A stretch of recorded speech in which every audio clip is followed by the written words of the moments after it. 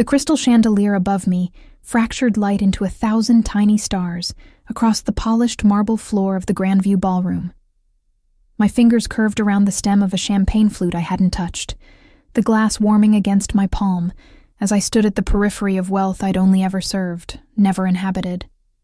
1 month. That's how long I'd been James Wilson's executive assistant, managing calendars and correspondence for a man whose silences felt heavier than most people's conversations. The corporate gala sprawled before me like a stage set from another world. Women in gowns that cost more than my yearly salary glided past, their laughter cultured and carefully modulated. Men in tuxedos clustered in groups, their handshakes conveying deals worth millions. I'd dressed carefully tonight in a simple black dress from a consignment shop, elegant enough to not embarrass my employer, modest enough to remain invisible. That was the goal. Blend in, observe, don't draw attention. I'd learned in my brief tenure that James Wilson preferred his staff unobtrusive. He'd had 7 assistants in the 2 years before me, each lasting mere weeks before his exacting standards drove them to resign. I'd studied their exit interviews during my research before accepting the position. Too demanding. Impossible expectations, never satisfied. Cold. The warning should have deterred me, but I'd needed the job desperately, and something about the challenge intrigued me. My first day, James had looked at me exactly once, those dark eyes assessing me with the same attention he'd give a contract clause, then returned to his work without comment. In the 4 weeks since, our interactions remained strictly professional. He communicated through terse emails and brief verbal instructions. I responded with efficiency and precision, anticipating his needs before he articulated them. The dynamic worked. I intended to keep it that way. The ballroom doors opened, admitting a late wave of guests. I recognized several from photographs I'd reviewed in preparation for tonight. Wilson Enterprises business associates, potential partners, carefully vetted contacts. My job was simple. Circulate discreetly, remember faces and names, provide James with a detailed debriefing tomorrow morning. Standard corporate reconnaissance disguised as socializing. Champagne? A server materialized at my elbow, offering a fresh glass from an elegant tray. I'm fine, thank you. I kept my voice low, professional. The server moved on, and I shifted position slightly, gaining a better view of the entrance where James stood greeting arrivals.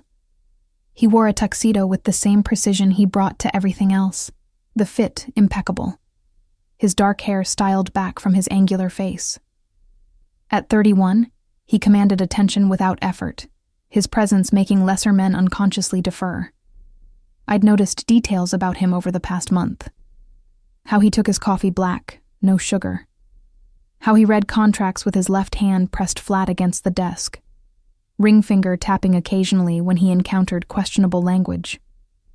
How his jaw tightened almost imperceptibly when his father called, their conversations brief and evidently strained. How he never smiled. Well. A voice interrupted my observations. Wilson's finally brought someone worth looking at to one of these tedious affairs. I turned to find Patrick Taylor approaching, his expression carrying the entitled confidence of men born into money rather than earning it. I'd seen his file. Venture capitalist. Wilson Enterprises' potential partner on a tech acquisition. Reputation for aggressive negotiation tactics and wandering hands at company events. Mr. Taylor. I kept my tone neutral, polite. Enjoying the evening? I am now. His gaze traveled over me with undisguised appraisal, the kind that made my skin prickle with discomfort. I don't believe we've met. Patrick Taylor. He extended his hand with the expectation I'd take it. I shook briefly, extracting my hand as quickly as courtesy allowed. Kate Roberts. I work for Mr. Wilson. Work for him. Patrick's smile widened. In what capacity? You seem far too lovely to be buried in paperwork. The casual dismissal of my professionalism rankled, but I maintained composure. Executive assistant. If you'll excuse me. Wait. He shifted position, blocking my retreat. I wanted to ask Wilson something, actually. Is she single? The question froze me mid-step. He wasn't even looking at me now. His attention fixed across the ballroom where James had just concluded a conversation and was turning in our direction. Patrick raised his voice slightly, ensuring it would carry. Wilson. Is she single? Your assistant. I'd like to take her to dinner. The ballroom didn't exactly go silent, but conversations nearby stuttered and died as heads turned toward us.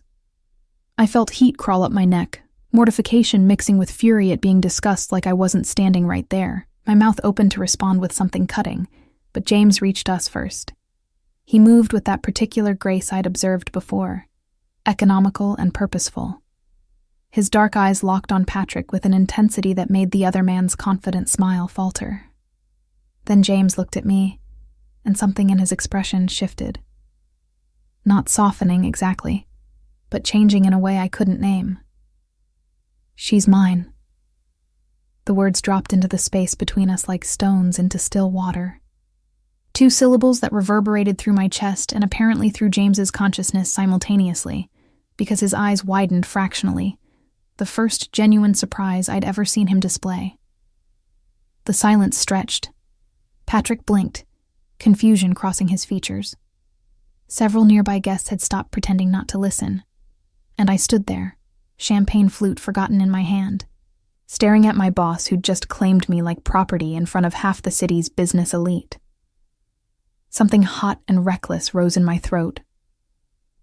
The same impulse that had made me apply for an impossible job now made me tilt my chin up and meet James's gaze directly. Jealousy doesn't suit someone who pretends not to notice me, sir. The formal address carried just enough edge to cut. I watched his jaw tighten, that telltale sign of tension I'd learned to recognize. But instead of the ice I expected, something else flickered in his dark eyes. Something that made my pulse jump. Kate. My name in his voice sounded different than it ever had in our professional exchanges. Lower. Careful. A word. Now. Not a request. Never a request with James Wilson. But the heat in his gaze suggested this conversation would be nothing like our usual brief, formal interactions. Patrick opened his mouth to protest, but James turned that arctic stare on him, and whatever the venture capitalist saw, there made him step back with raised hands. Sure, Wilson, no problem. Didn't realize she was spoken for. Now you do. James's hand found the small of my back, proprietary and warm even through the fabric of my dress. He guided me away from the crowd, toward the French doors leading to the terrace. I should have objected, should have pulled away, should have reminded him that I was his employee, not his possession. Instead, I let him steer me outside into the cool December night, my heart hammering against my ribs for reasons I refused to examine too closely. The terrace was mercifully empty, string lights casting soft illumination over elegant furniture and potted evergreens. The moment the doors closed behind us, muffling the party noise, James released me and stepped back. But not far. Never far enough to feel safe. I apologize. His voice was controlled, but I heard the edge beneath it. That was inappropriate. Which part? I set my champagne flute on a nearby table with deliberate care, buying time to steady my breathing. Claiming ownership of your assistant in front of your business associates, or dragging me out here like I'm in trouble? Both. He moved to the terrace railing, bracing his hands against the stone, the tuxedo jacket pulled tight across his shoulders. I don't know what I was thinking. That's evident. The recklessness still burned in my chest, making me bold. You've barely acknowledged my existence in 4 weeks, Mr. Wilson. I've been invisible.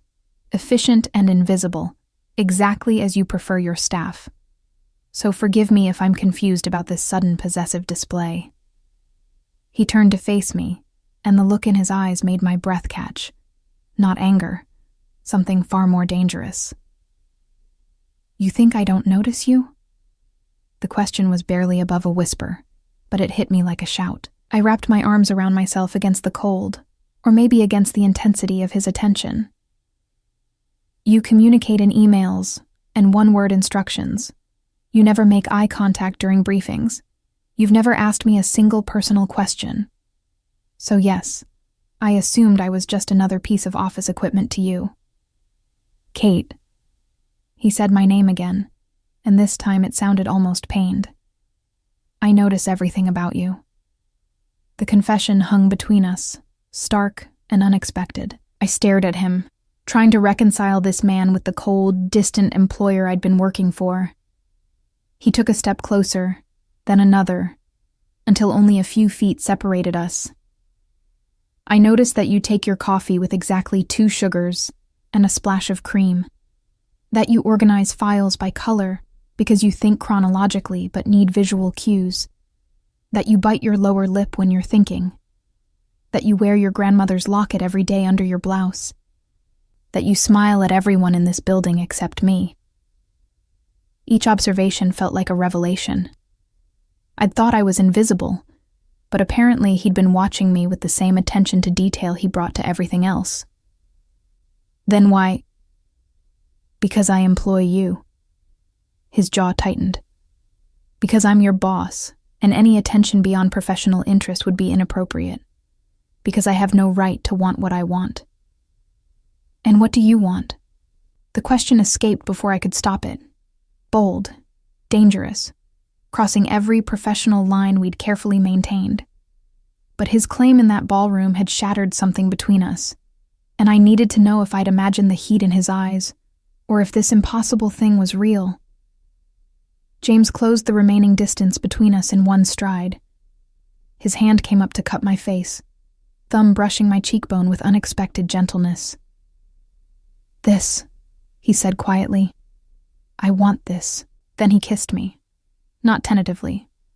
Not carefully. With the same focused intensity he brought to every business negotiation, like he'd been thinking about it for far longer than 4 weeks, and now that the dam had broken, restraint was impossible. His mouth moved against mine with certainty, and I responded without thinking, rising on my toes to meet him, my hands finding the lapels of his tuxedo jacket. The kiss lasted seconds or hours, I couldn't tell. When we finally broke apart, both breathing hard, reality crashed back with uncomfortable weight. I was kissing my boss, on a terrace, at a corporate event, where anyone could walk out and see us. I started, but James pressed his forehead against mine, his hands still framing my face. Don't. His voice was rough. Don't apologize. Don't tell me this was a mistake. Don't go back to being invisible. Mr. Wilson. James. He pulled back enough to meet my eyes. When we're alone, it's James.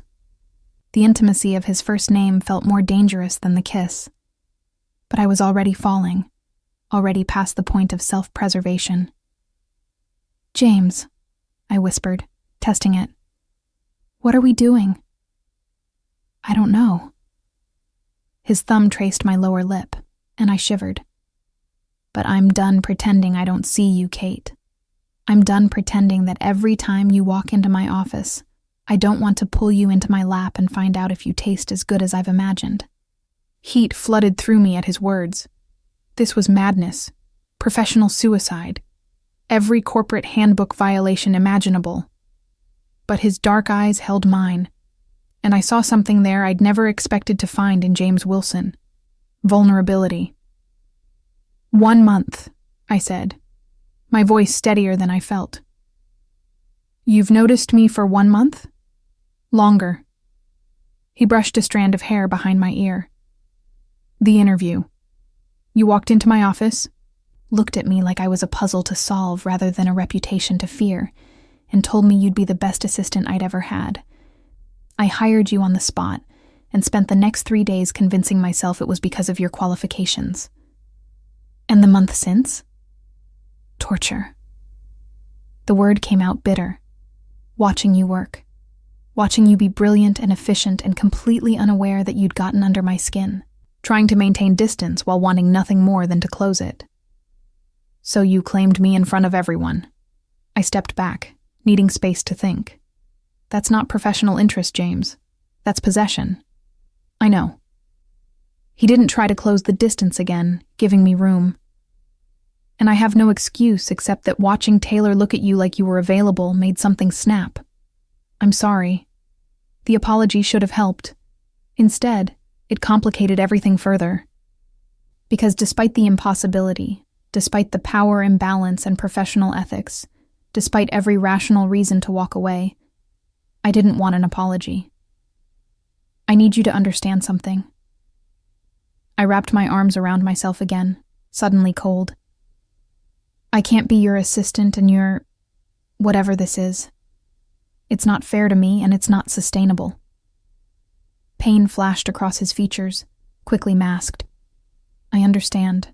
I'll have HR process your transfer first thing Monday. I didn't say I wanted to leave Wilson Enterprises.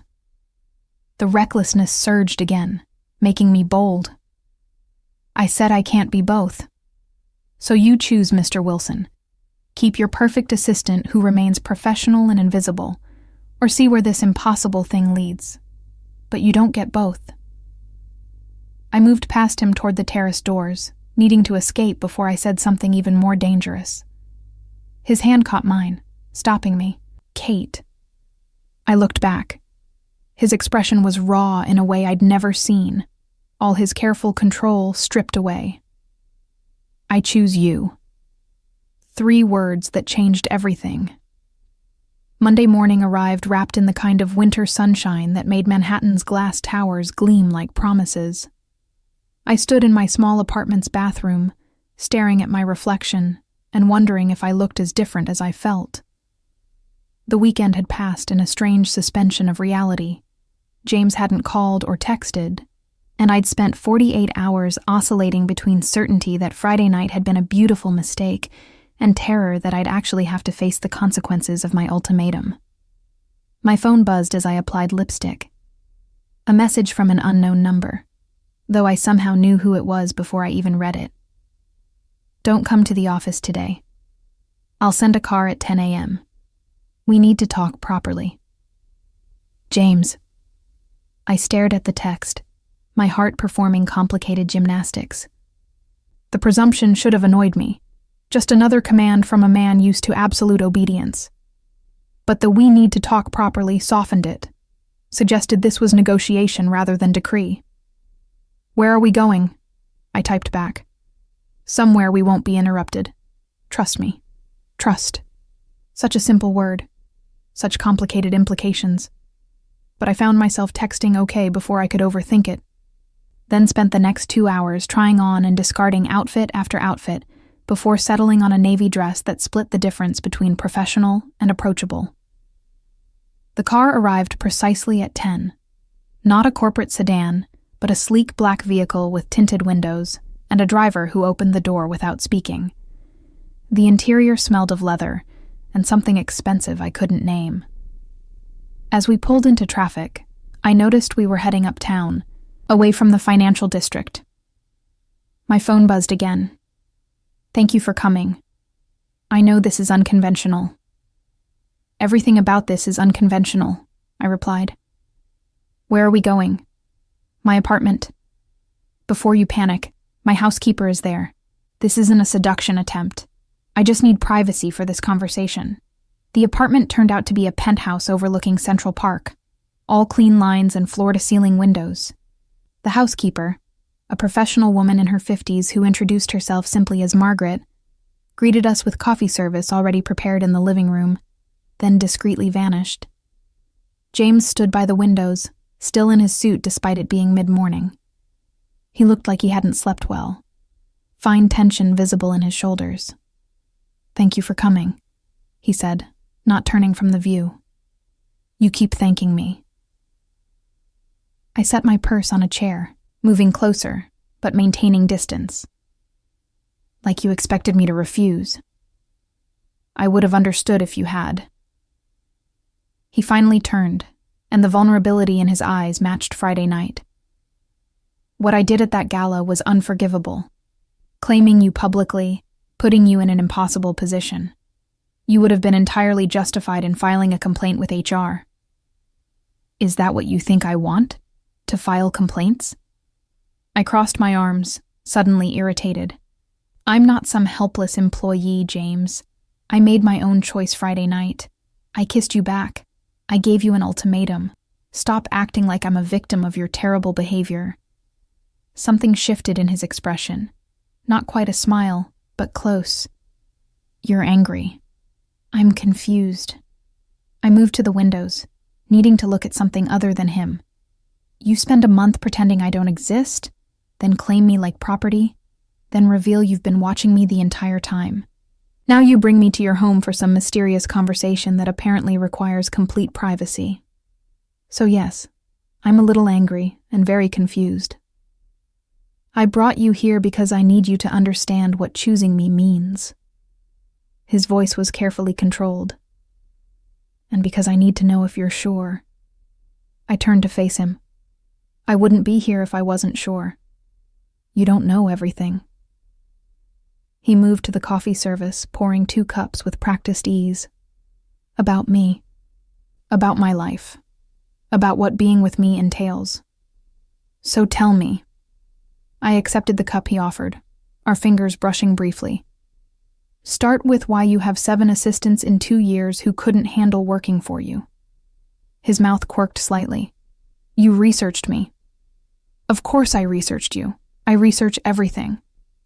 I sipped the coffee. Perfect, naturally. And waited. James was silent for a long moment, seeming to choose his words carefully. Wilson Enterprises is successful because I demand perfection. But there's another reason my employees don't last. They discover things they shouldn't. Ask questions they shouldn't. Notice patterns in my schedule and contacts that don't add up to legitimate business. My pulse quickened. What kind of patterns? The kind that get people fired when they dig too deep. His eyes held mine. I'm very good at what I do, Kate. Both the legal aspects and the less legal ones. The confession hung between us, weighted with implications. I should have felt afraid, should have made excuses, and left. Instead, I felt that strange recklessness again, the same impulse that had made me challenge him Friday night. I'm not naive. I set my coffee down with deliberate care. I know Wilson Enterprises operates in gray areas, the offshore accounts and the financial records, the business partners with questionable backgrounds, the meetings you take in cash-only establishments. I'm your assistant, James. I see everything. His expression transformed from guarded to shocked. You knew?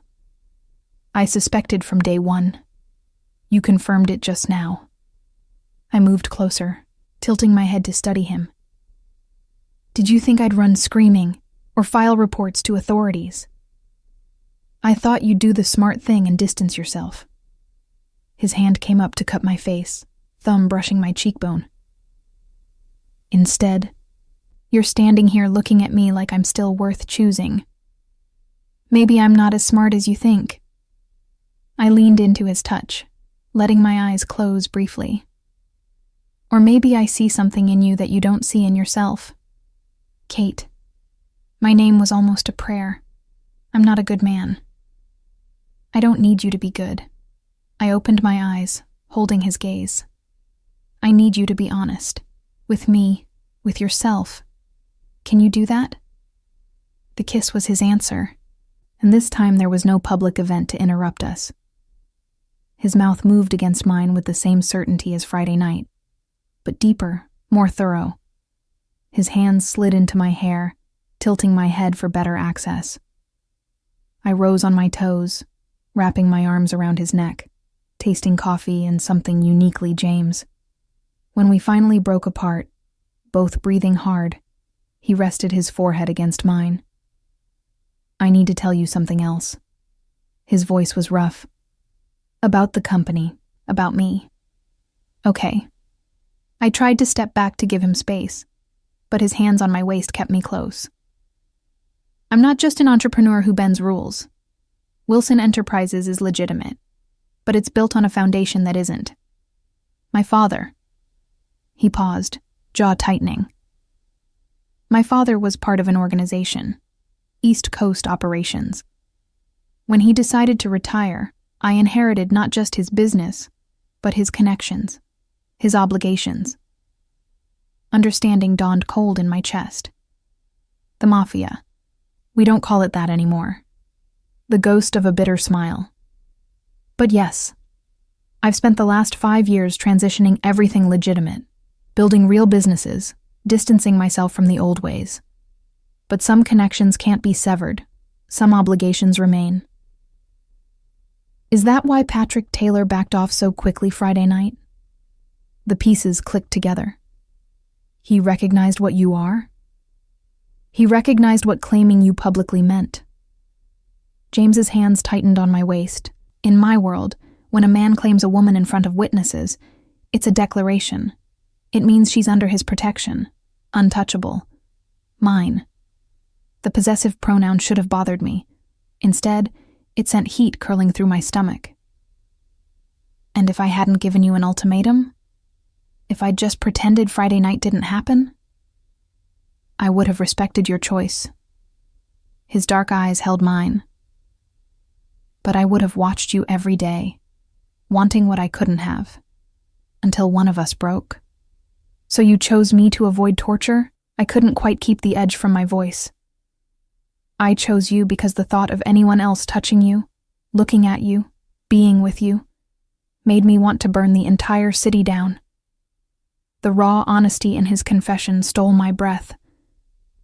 I chose you because in 1 month, you became essential in ways that have nothing to do with your professional competence and everything to do with who you are.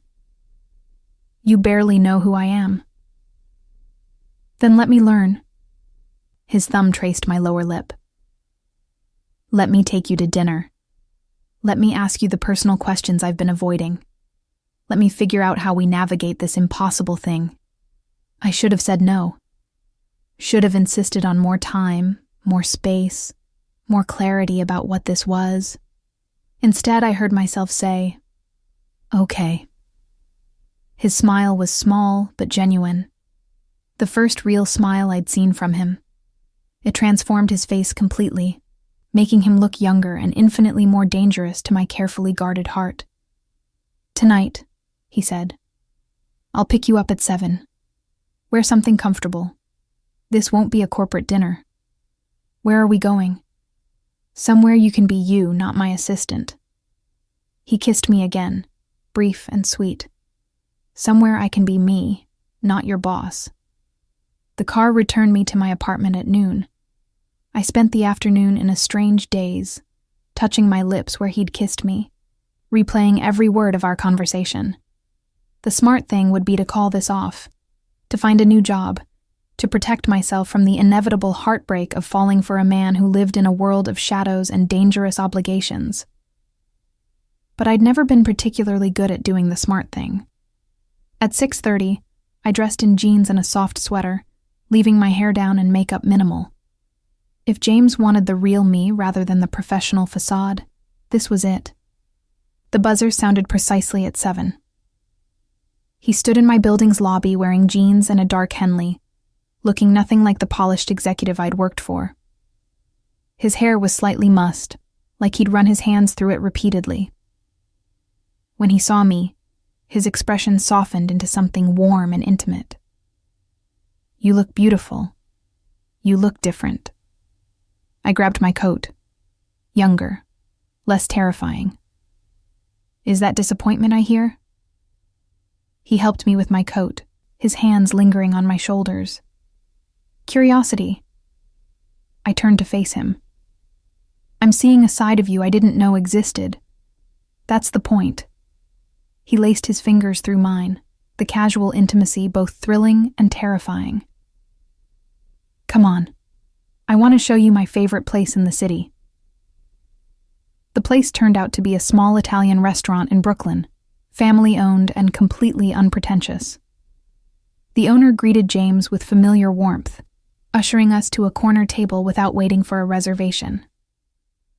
Over pasta and wine, James told me about growing up in his father's shadow, about choosing legitimate business as rebellion rather than obedience, about the loneliness of being feared rather than known. I told him about my grandmother's locket, about studying business management on scholarships, about the desperate need to prove myself in a world that constantly underestimated me. We talked until the restaurant closed around us, and when James walked me back to my apartment building, the kiss goodnight felt like a beginning rather than an ending. "Tomorrow," he said against my lips, "we figure out the logistics, how this works professionally." But tonight was just us. Just James and Kate. "I like us," I whispered. "Just James and Kate." His smile was everything. And when I finally climbed the stairs to my apartment, I knew with absolute certainty that I was already too far gone to protect my heart. 3 weeks passed in a strange double life that left me breathless and confused in equal measure. During business hours, I remained James's executive assistant, efficient, professional, invisible in the ways that mattered to Wilson Enterprises operations. But the moment office doors closed, I transformed into something else entirely. Kate, not Miss Roberts. His Kate, as he'd taken to calling me with a possessiveness that should have alarmed me, but instead made my stomach flip. We were careful. Excruciatingly, frustratingly careful. No public displays, no lingering touches in the office, no indication that our relationship had shifted from professional to intimately personal. James hired a new assistant, Maggie Davies, a competent woman in her 50s who handled his schedule with brisk efficiency, while I transitioned to a newly created strategic analysis position. The promotion came with a raise and an office on a different floor, eliminating any appearance of impropriety while keeping me within Wilson Enterprises' infrastructure. It was clever, calculated, exactly the kind of solution I'd expect from a man who'd spent years navigating dangerous waters. But tonight, sitting across from James at his dining table, while his housekeeper served dinner with practiced discretion, I finally voiced the concern that had been growing for weeks. "We need to talk about what this is." James set down his wine glass, his dark eyes assessing me with the same attention he gave to contracts. "All right. What do you want to know?"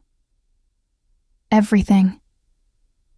I pushed my plate away, appetite vanished. "We've been doing this dance for almost a month now. Dinner dates, late-night conversations in your apartment, kisses that stop before they go too far. But we haven't actually discussed what we're doing or where this is going. What do you want it to be?"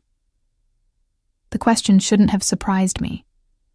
James had a habit of turning inquiries back on me, forcing me to articulate desires I'd rather leave unspoken. But after weeks of this careful choreography, I was done with evasion. "I want honesty. Complete honesty. Not the edited version you've been feeding me." I stood, moving to the windows that overlooked the city. "You told me your father was connected to organized crime. You told me you're transitioning to legitimate business. But you haven't told me what that actually means. What dangers still exist. What obligations you can't escape." I heard him move behind me, felt his presence before his hands settled on my shoulders. "You're right." His voice was quiet, measured. "I've been protecting you by keeping certain details vague, but that's not fair to you. So tell me." I turned in his arms, tilting my head back to meet his gaze. "Tell me everything." James was silent for a long moment, his jaw tightening with the tension I'd learned to recognize. Then he took my hand, leading me to the sofa where we'd spent countless evenings talking about everything except the elephant between us. 5 years ago, when my father retired, I inherited his position in what people call the syndicate, East Coast operations, primarily New York and Boston. It's not like the movies. We don't run protection rackets or peddle drugs. It's more sophisticated now. Money laundering through legitimate businesses, strategic acquisitions that consolidate power, influence over unions, real estate, certain political circles. I listened without interrupting, letting him speak. I've spent these 5 years systematically dismantling everything illegal while building legitimate enterprises. Wilson Enterprises is completely clean. I made sure of that before I ever hired you. But there are still connections I can't sever. Obligations to old partners. Debts owed by my father that I'm expected to honor. Like what? Like attending certain meetings, facilitating certain introductions, turning a blind eye to certain activities. His hands tightened on mine. Nothing that compromises my legitimate business, but enough that I'll never be completely free of that world. And the danger? The question I'd been avoiding. The reason your previous assistants left when they learned too much. There are rival organizations, old grudges, people who resent my transition to legitimacy because it threatens their own operations. His expression was grim. Anyone close to me becomes a potential target. That's why I've been careful with you, Kate. Why I've kept you at arm's length even while wanting you close. Why claiming you publicly was simultaneously the most dangerous and the most protective thing I could do. Understanding clicked into place. Because making it clear I'm yours means anyone who touches me answers to you. Exactly. His thumb traced circles on my palm. In my world, that declaration carried weight. It told everyone who matters that you're under my protection. Untouchable. But it also marked you as mine. And there are people who would see you as leverage against me. The reality settled cold in my chest. I should have felt terrified. Should have run immediately. Instead, I felt something else. A strange calm that came from finally understanding the full picture. Why me? The question emerged quieter than intended. You could have anyone, James. Women who understand your world. Women who come from families like yours. Why choose me and all these complications? He stood abruptly, moving to the windows like he couldn't sit still any longer. For a long moment, he just stood there, backlit by city lights, his shoulders rigid with tension. Can I tell you something? His voice was rough. About the first time I saw you? I nodded, even though he couldn't see me. You walked into my office for that interview wearing a suit from a department store and determination that could cut glass. You looked at me like I was a puzzle to solve rather than a reputation to fear. Everyone else who'd interviewed treated me with either fawning deference or barely concealed terror. But you? You sat down, crossed your legs, and told me exactly how you'd revolutionize my filing system and why my current calendar management was inefficient. Despite the heaviness of our conversation, I smiled slightly.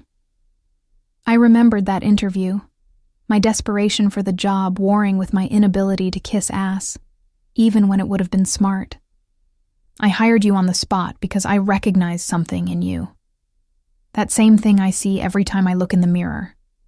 Someone fighting tooth and nail to prove they're more than people assume. More than where they come from. More than the limitations others try to impose. He turned to face me, and the expression on his face made my breath catch. You're brilliant and fierce and completely unaware of your own power. You challenge me in ways no one else dares. You see through my careful control to the person underneath. And when I'm with you, I'm not the cold businessman or the crime boss's son or the man everyone fears. I'm just me. Someone who can be vulnerable without it being used against me. The confession hung between us, raw and honest. I stood, moving to him, needing to close the distance. I'm afraid, I admitted. Not of you, but of what this means. The danger, the complications, the impossibility of normal. I'm afraid too. His hands cupped my face with infinite gentleness. I'm afraid I'll fail to protect you. I'm afraid my past will destroy what we're building. I'm afraid that one day you'll wake up and realize you deserved someone whose life doesn't come with death threats and dangerous obligations. Stop telling me what I deserve. I pressed my palms against his chest, feeling his heartbeat under my fingers. Let me decide that for myself. Kate, I choose this. The words came out firm, certain. I choose you, complications and danger and impossible circumstances included. But I need you to promise me something. Anything. No more protecting me through omission. If there's danger, you tell me. If there's a threat, you warn me. If there's something I should know, you share it. I'm not some delicate thing that needs shielding. I'm your partner, and I need you to treat me like one. Something shifted in his expression, surprise mixing with respect, and something deeper I couldn't name. Partners? He repeated, testing the word. Not just the woman I'm seeing? Partners. I held his gaze. In everything. That's my condition, James. Complete honesty, complete trust. Or we end this now before we're both in too deep. His laugh was sudden and genuine. Kate, I've been too deep since that interview. Maybe even before, in some cosmic sense I don't understand. Then he was kissing me, and this time there was no careful restraint. His mouth moved against mine with desperate certainty, his hands sliding into my hair, tilting my head for better access. I responded with equal fervor, rising on my toes, wrapping my arms around his neck, tasting wine and something uniquely James. The kiss deepened, shifted, became something more than simple desire. It tasted like promise, like commitment, like two people jumping off a cliff together and trusting they'd figure out how to fly. When we finally broke apart, both breathing hard, James rested his forehead against mine. Move in with me. The words were barely whispered, but they hit me like a shout. I pulled back to look at him, searching his expression for signs of impulsive insanity. James, we've been dating for 3 weeks.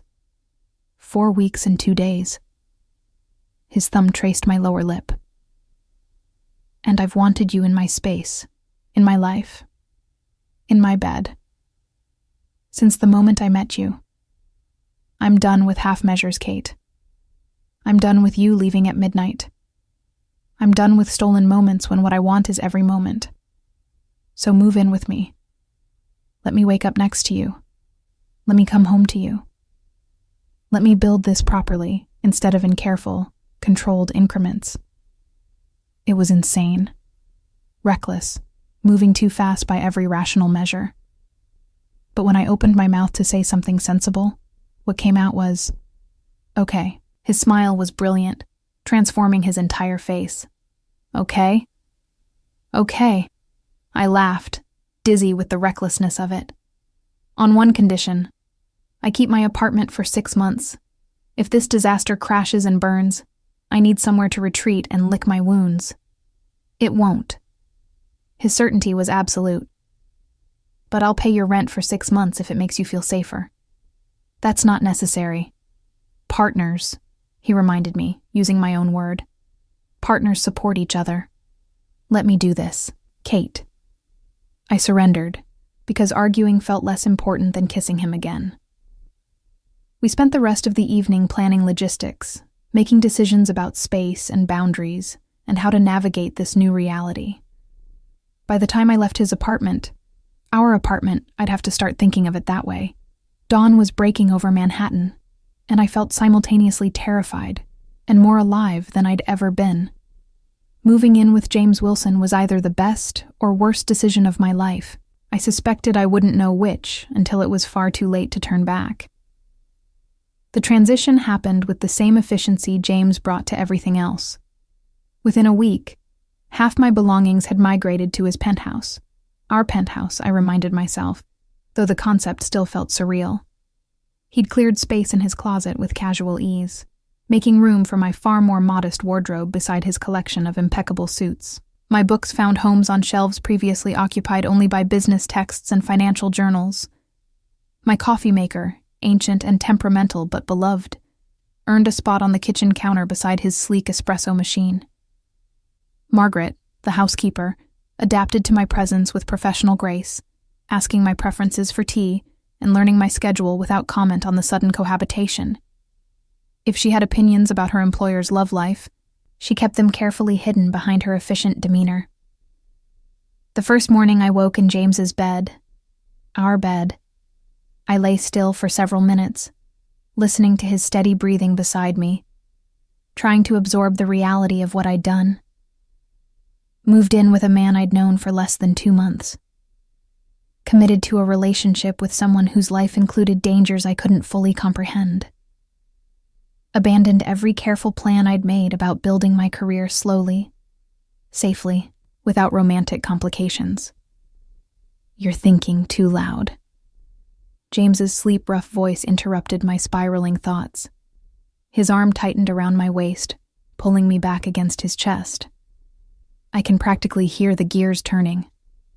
Just trying to figure out if I've lost my mind. Probably. His lips pressed against my shoulder, warm through the thin silk of the nightgown he'd bought me.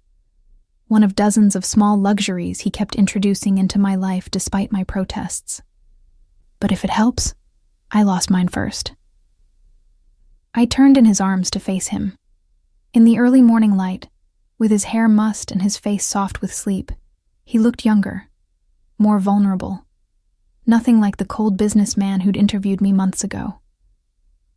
"No regrets?" I asked, needing to hear it. "Not one." His hand cupped my face with that gentleness that always surprised me, given his reputation for ruthlessness in business. "You?"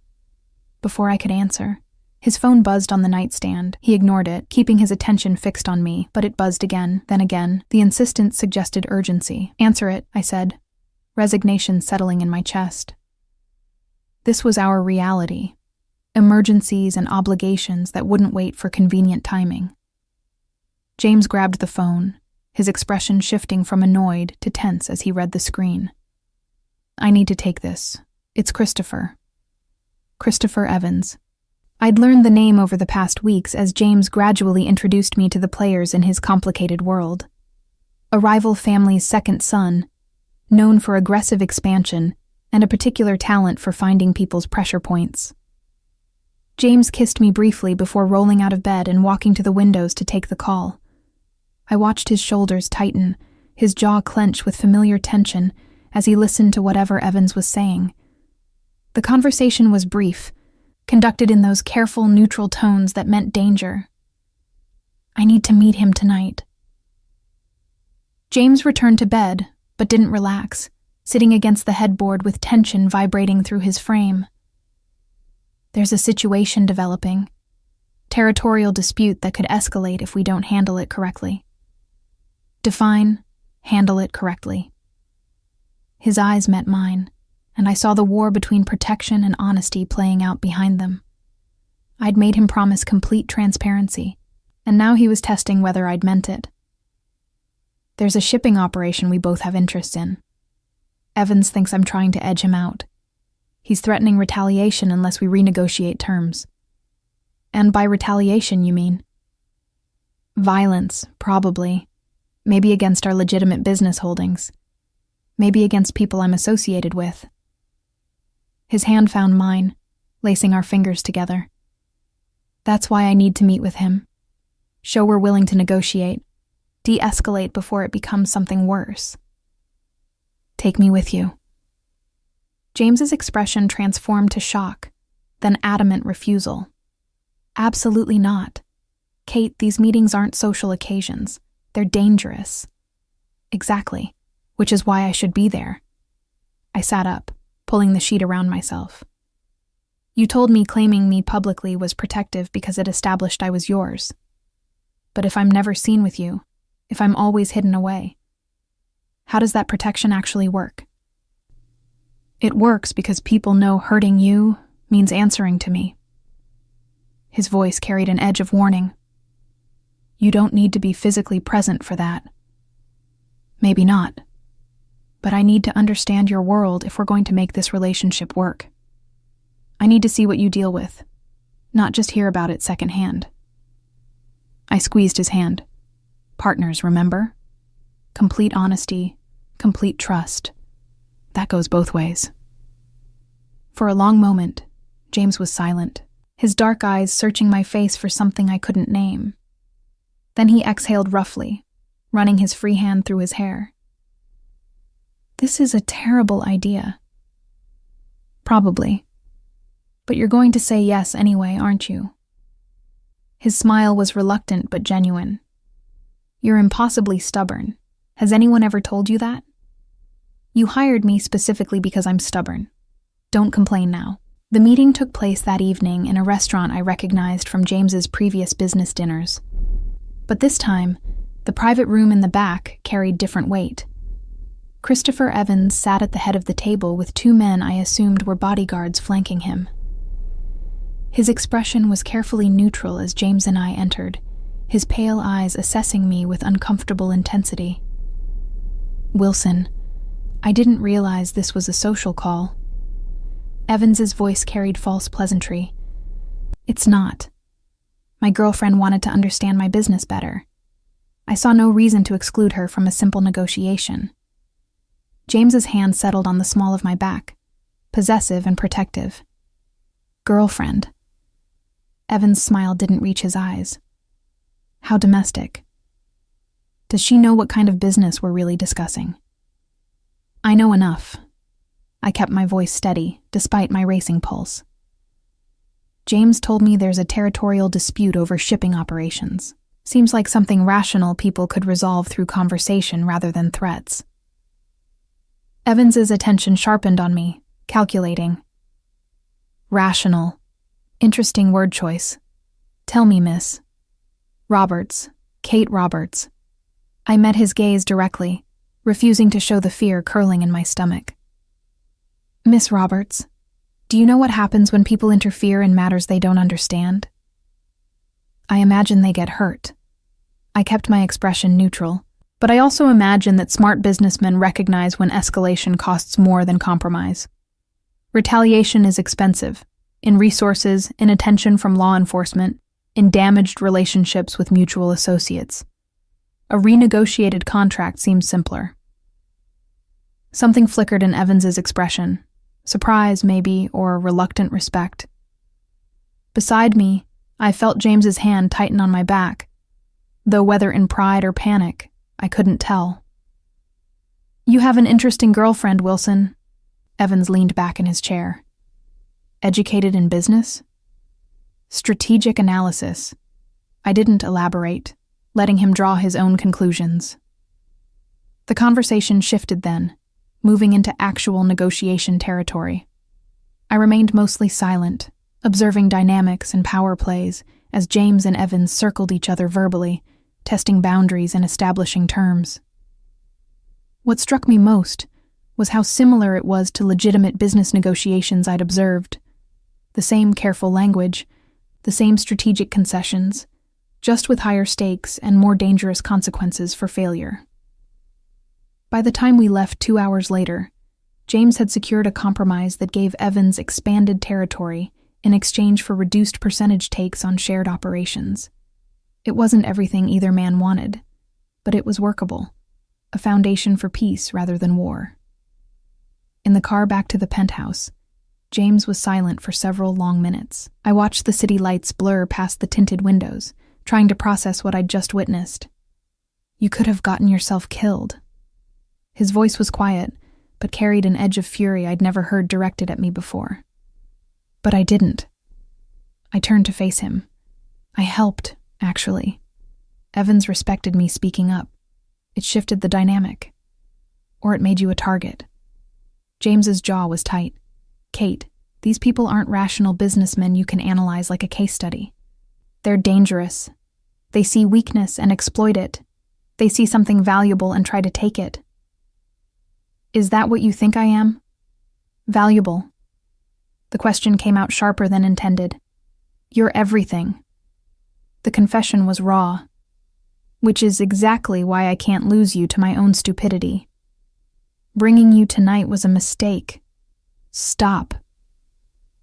I reached for his hand, forcing him to look at me. Stop protecting me from your life while claiming we're partners. You can't have it both ways, James.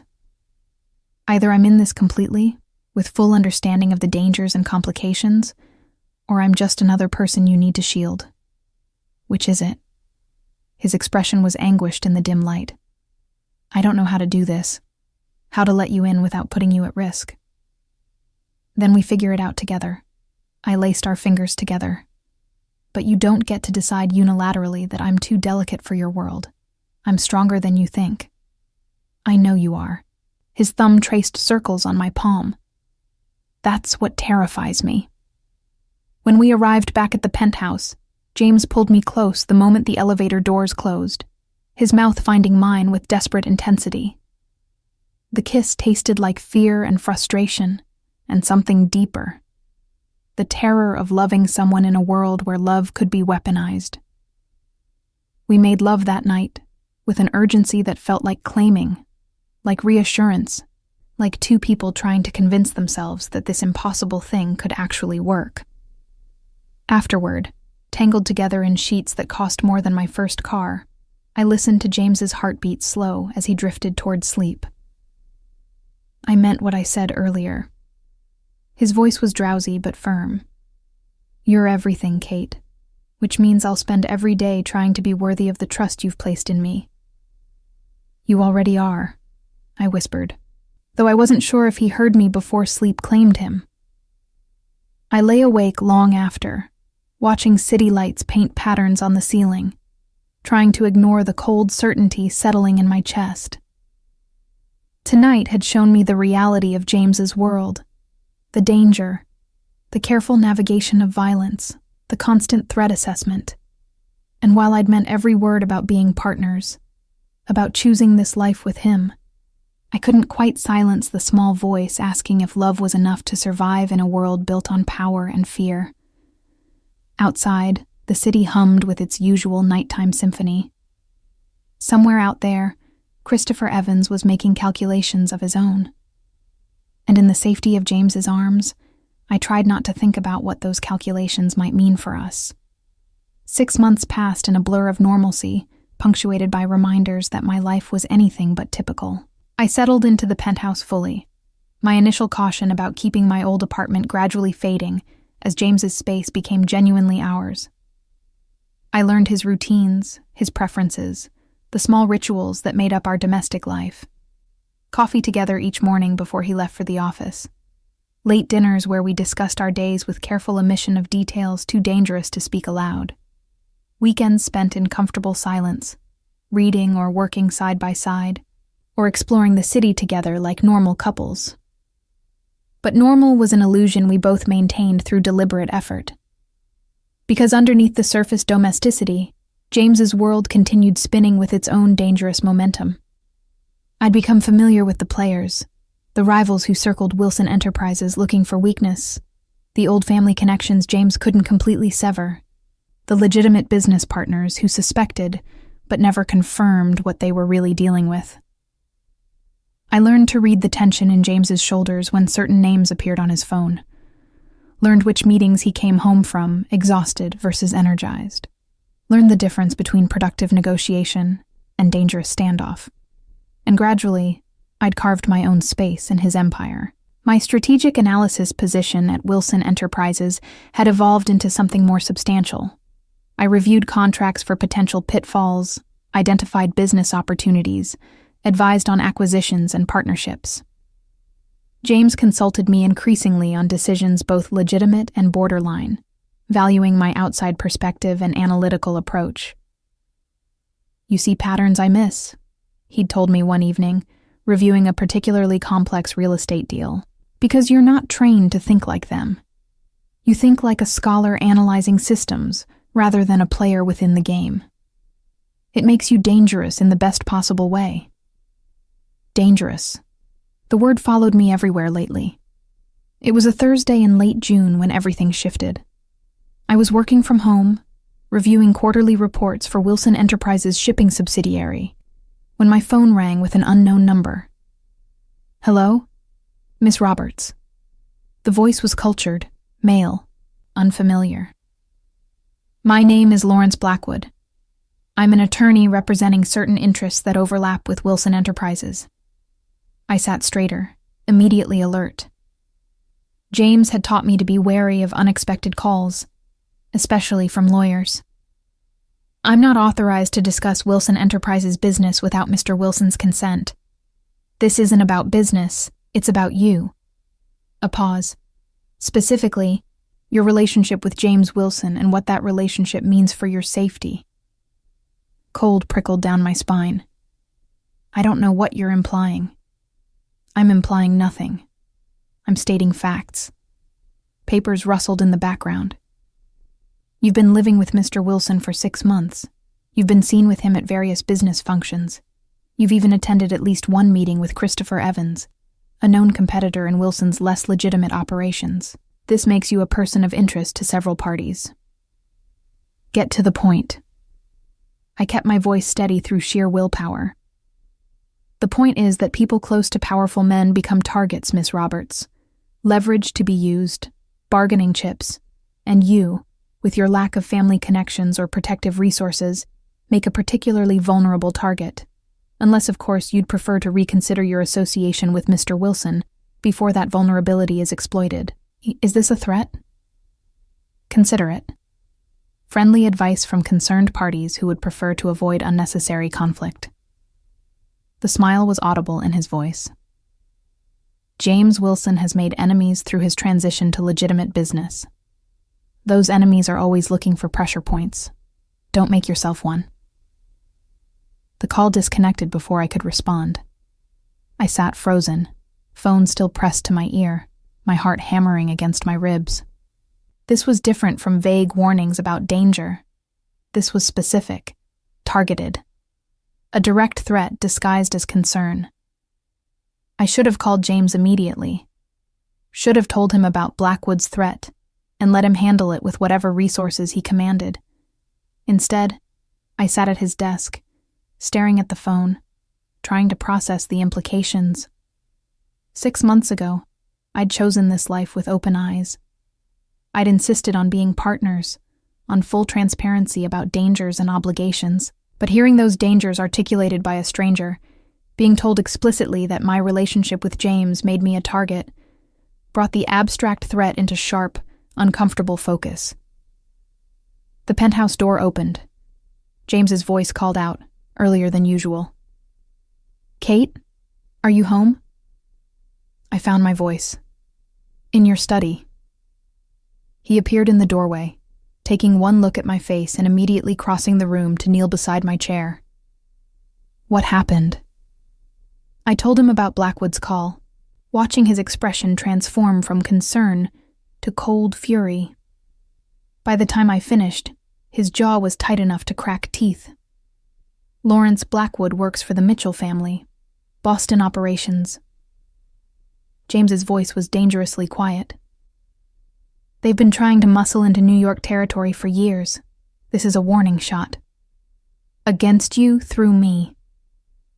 The reality settled heavy in my chest. Exactly what you were afraid of. Yes. His hands found mine, gripping tight. Which means we need to adapt our security. I'm assigning you a detail. James. This is non-negotiable, Kate. His eyes held mine. You told me we're partners. Partners protect each other. That means you accept protection even when it's inconvenient or uncomfortable. Understood? I wanted to argue. Wanted to insist I could handle myself, that bodyguards were excessive, that this would disrupt my entire life. But looking at his face, seeing genuine fear beneath the fury, I couldn't. Understood. The security detail materialized the next day. 2 professionals, a man named Marcus and a woman named Rachel, who maintained discreet distance while ensuring I was never truly alone. They accompanied me to the office, to meetings, to coffee with friends. Their presence was simultaneously reassuring and suffocating. I feel like a Mafia princess in a movie, I told James one evening, watching Rachel stationed casually near the penthouse entrance. Except, I didn't sign up for this role. You signed up the moment you moved in with me. His arms came around me from behind, chin resting on my shoulder. I know it's difficult, But the alternative is you being vulnerable, and I can't accept that. The alternative is me living my life without being constantly monitored. Kate. He turned me to face him. The Mitchells don't make empty threats. Blackwood's call was a warning that they're watching you, looking for opportunities. Until we resolve this situation, security isn't optional. And how do we resolve it? What does that even mean? It means I meet with the Mitchells, establish clear boundaries, make it unequivocally clear that touching you means war they can't afford. His expression was grim. It means reinforcing what I established at that gala months ago, that you're mine, and anyone who harms you answers to me. The possessive declaration should have bothered me. Instead, it made something fierce and warm bloom in my chest, because beneath the territorial language was genuine fear for my safety. Love expressed through the only vocabulary James's world understood. The meeting with the Mitchells happened 2 weeks later. James wanted me nowhere near it, but I'd insisted on the same argument as before. If I was truly his partner, I needed to understand these situations fully. The compromise was that I'd stay at the penthouse with Marcus and Rachel, while James met with Mitchell leadership at a neutral location. I spent those hours pacing the living room, jumping at every notification on my phone, imagining worst-case scenarios. When James finally returned at midnight, exhausted but unharmed, relief flooded through me so intensely I nearly collapsed. "It's handled." He pulled me into his arms, holding tight. The Mitchells backed off. Agreed to respect our territory and leave you alone. What did you promise them? Access to certain European shipping routes I've been developing. It was worth the concession to ensure your safety. His hand cupped my face. You're worth any concession, Kate. I wanted to believe it was over. Wanted to accept his reassurance and move forward. But something in his expression suggested complications he wasn't sharing. What else? I pulled back to study his face. There's something you're not telling me. James was silent for a long moment, internal war visible in his eyes. Then he sighed, leading me to the sofa. The Mitchells agreed to leave you alone, but they made it clear they see my relationship with you as weakness, evidence that I've gone soft, that I'm prioritizing personal attachments over business. Other families will see it the same way, which means I need to demonstrate strength elsewhere, be more aggressive in other negotiations, show that protecting you doesn't mean I'm vulnerable. You mean become more dangerous to prove you're still dangerous. The reality was bitter. I've made you a target too, in a different way. No. His hand found mine, lacing our fingers together. You've given me something worth protecting. There's a difference. Before you, I had nothing to lose except business interests and reputation.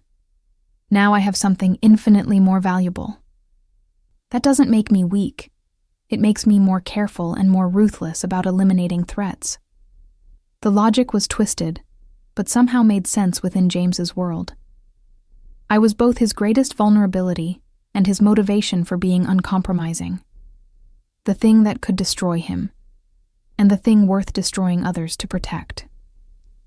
I don't know if I can live like this. The confession escaped quietly. Always wondering if loving you puts you at risk, or puts me at risk. Always calculating security implications instead of just existing. I know.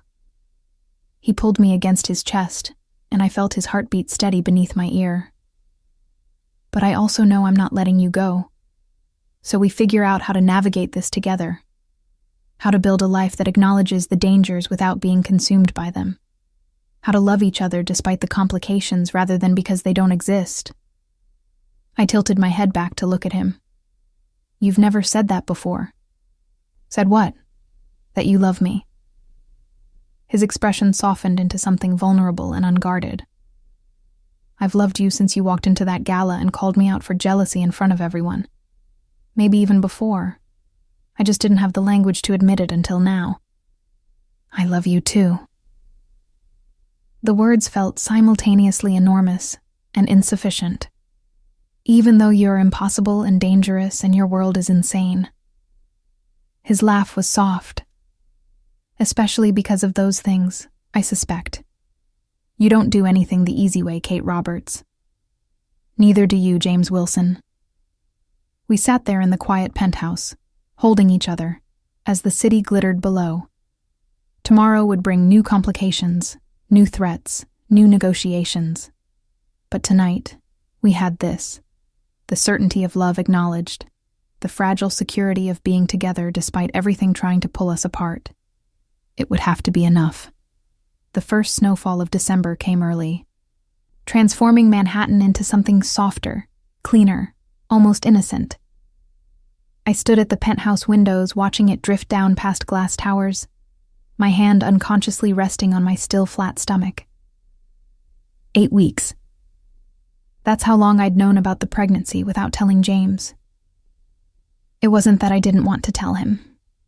It was that telling him would make it irrevocably real, would force decisions we weren't ready for, would introduce new vulnerabilities into a relationship already complicated by danger and obligation.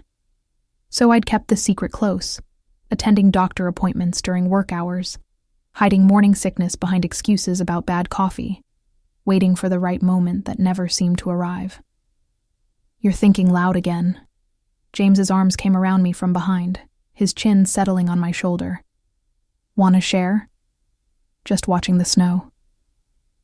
The lie felt heavier than usual. It's beautiful. It's cold and wet and makes traffic impossible. But his tone was affectionate. You're the only person I know who gets poetic about weather. I turned in his arms, studying his face. 10 months since that gala where everything changed. 10 months of building this improbable life together. Navigating his dangerous world, defending our relationship against threats both external and internal. Learning how to love someone whose existence defied simple categorization. James, I need to tell you something. His expression immediately sharpened, reading tension I couldn't quite hide. What's wrong? Nothing's wrong. At least, I don't think anything's wrong. It's just... The words caught in my throat. How did you tell a man who lived perpetually on guard that he was going to be a father? That you'd created something infinitely vulnerable in a world defined by danger? My phone buzzed before I could find the language. Then James's buzzed.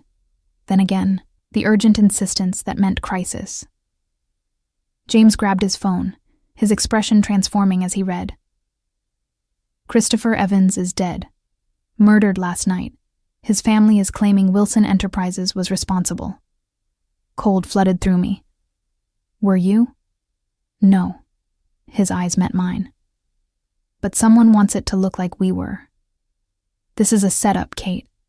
Someone's trying to start a war. The next hours blurred into controlled chaos. James made calls, gathered intelligence, assembled his core advisors. I listened from the edge of the room as details emerged. Evans had been killed in his own home, execution style, with evidence planted suggesting Wilson Enterprises' involvement. The Evans family was demanding retribution. Other families were picking sides, seeing opportunity in the conflict. They'll come after you. Christopher Bennett, James's head of security and closest advisor, stated it as fact rather than possibility. You're the obvious target for retaliation. Evan's younger brother Thomas is already making threats. Then we increase security. James's voice was deadly calm. Kate doesn't leave the penthouse without full detail. We secure all known vulnerabilities. Or I disappear for a while. The suggestion escaped before I fully formed it. Leave New York until this blows over. Remove myself as a target. No. The single word carried absolute finality. Running makes you look vulnerable. Makes me look weak. We don't run. James. No, Kate. He crossed the room to me, his hands on my shoulders. I promise to protect you. That means keeping you close where I can ensure your safety, not sending you away where I can't control the variables. This isn't about control. Yes, it is. His eyes were fierce. It's about me refusing to let anyone threaten what's mine. It's about standing our ground instead of giving them the satisfaction of making us afraid. It's about showing every family watching that Wilson Enterprises doesn't back down.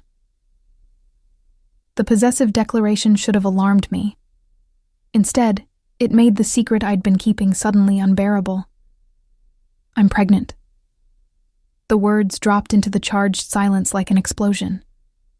James froze, his hands still on my shoulders, his expression cycling through shock, disbelief, and something that might have been terror. What? 8 weeks. My voice was steadier than I felt. I've known for 3 weeks. I was trying to find the right time to tell you, but there never seemed to be a right time. And now someone's murdered Christopher Evans and framed you for it, and your world is imploding, and... He kissed me, cut off my spiraling explanation with his mouth on mine, fierce and claiming. When we broke apart, his forehead pressed against mine, his breathing ragged. You're pregnant. Testing the words. We're having a baby. Yes. I searched his face for the reaction beneath shock. I know this is terrible timing. I know it makes me an even bigger target. I know it complicates everything. It's perfect. His hands moved to frame my face, thumbs brushing my cheekbones. Terrifying and impossible and absolutely perfect. James, did you hear the part about terrible timing? Someone just framed you for murder. There's going to be a war. This is possibly the worst moment in history to be pregnant with your child.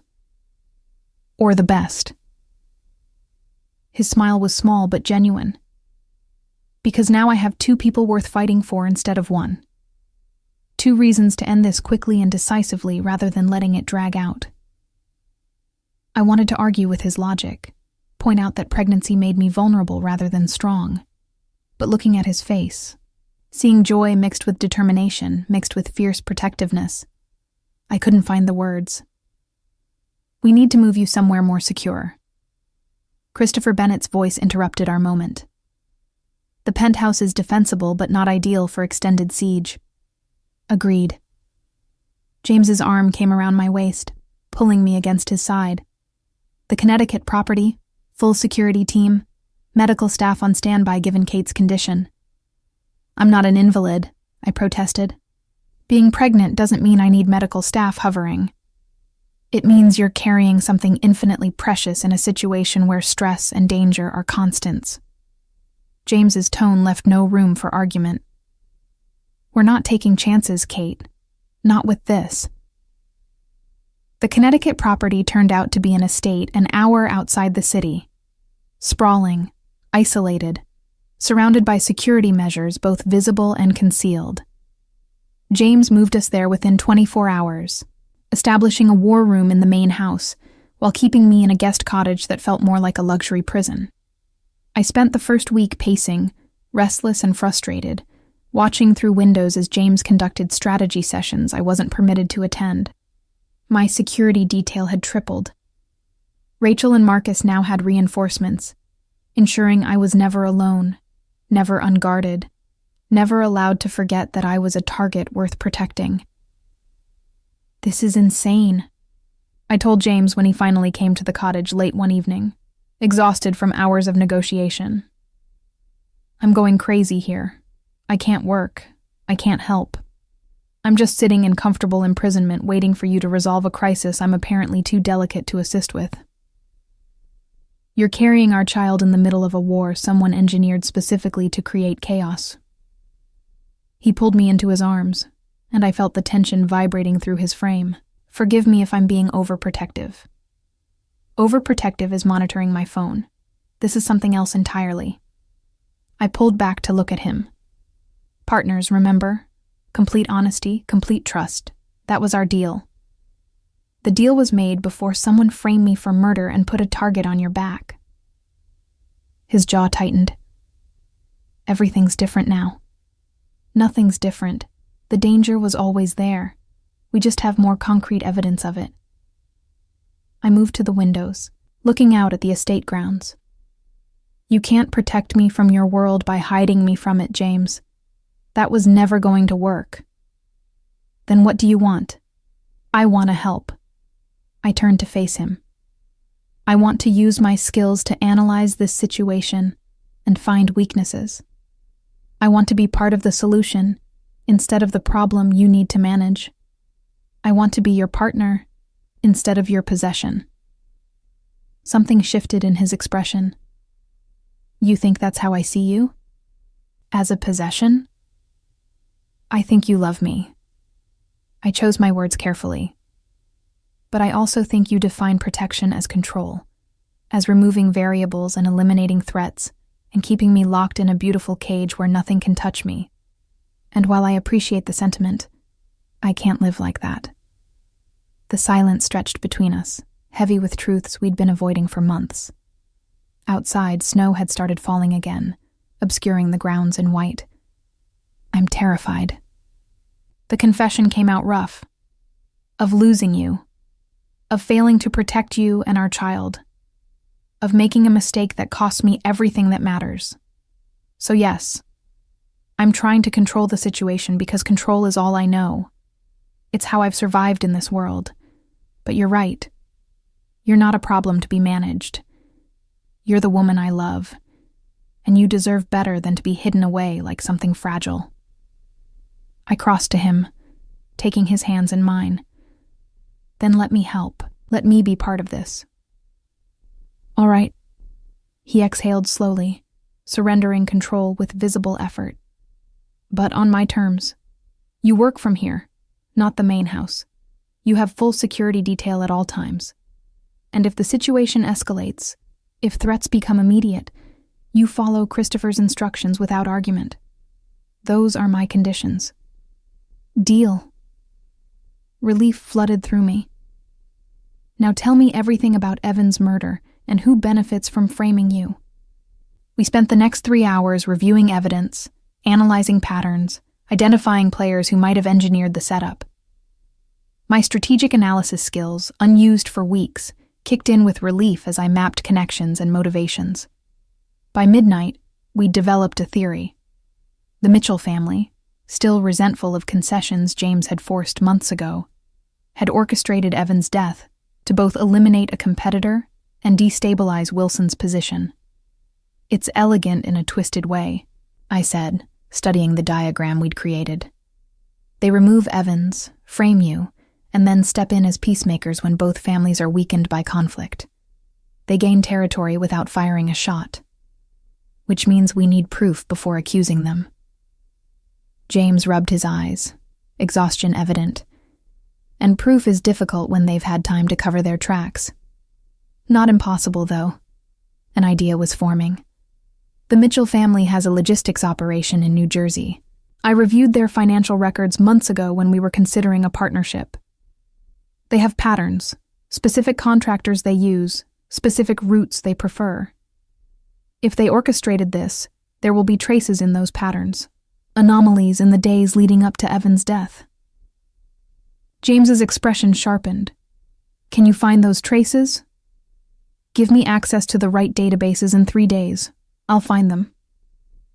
It took 4 days rather than 3, working late into the nights, while James coordinated with allies and managed increasingly hostile negotiations with the Evans family. But I found what we needed. Payments to a contractor with connections to Evans' security team, travel records showing Mitchell operatives in New York the week of the murder, communication patterns that revealed coordination timing. The proof wasn't absolute, but it was substantial. Enough to cast serious doubt on Wilson Enterprises' involvement and shift attention to the actual orchestrators.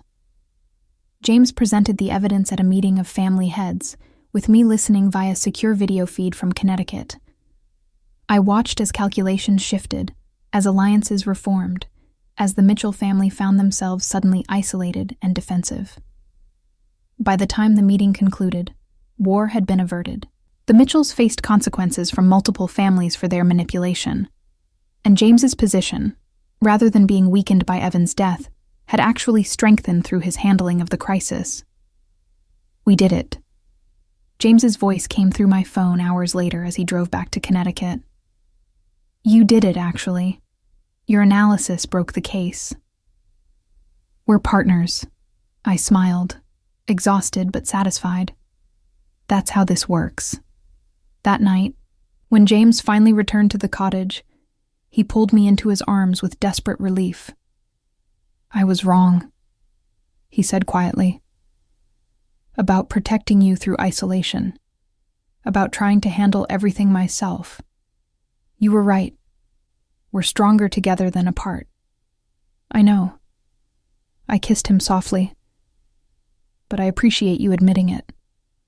His hand moved to rest on my stomach, still flat, but carrying our future. I promise to do better, to trust you, to let you be part of this world rather than hiding you from it. Our child deserves parents who are genuine partners, not a father who controls, and a mother who's controlled. Our child deserves parents who love each other. I covered his hand with mine. Everything else we'll figure out together. 3 months later, when my pregnancy was obvious and beautiful, James proposed properly, not with demands or possession, but with a question. Down on one knee in the penthouse where we'd built our life, he asked me to marry him. To be his wife, his partner, his equal in all things. I said yes without hesitation. Our wedding 6 months later was small and private, held at the Connecticut estate with only our closest people present. I wore a simple dress, carried flowers from the estate gardens, and spoke vows that promised partnership and love rather than obedience and protection. When James's voice broke during his vows, when tears tracked down his face as he promised to love me and our daughter equally, to be worthy of the trust we'd placed in him, I knew we'd found something rare. Love that existed despite impossible odds. A relationship built on honesty and trust, rather than control and possession. A future neither of us had expected, but both of us had chosen. Our daughter was born on a cold February morning, perfect and screaming, and absolutely ours. James held her with such gentleness, such awe, that I fell in love with him all over again. Watching him transform from the cold businessman I'd interviewed to the father crying over our child, I knew we'd done something extraordinary. We'd built real love in a world defined by power. We'd created family from impossible circumstances. We'd chosen each other, repeatedly, despite every reason to walk away. It wasn't the simple love story I'd once imagined for myself, but it was ours, messy and complicated, and absolutely worth every difficult choice that had brought us here. From that first possessive claim in a crowded ballroom to tears on our wedding day, Kate and James proved that real love isn't about control. It's about choosing partnership despite every impossible obstacle. Their journey from boss and assistant to husband and wife, from dangerous secrets to vulnerable honesty, reminds us that the most powerful thing we can offer someone is complete trust. If this story moved you, please click like to help others discover it. What would you have done in Kate's position when James first claimed you publicly, accepted his protection, or demanded your independence first? Share your thoughts in the comments below.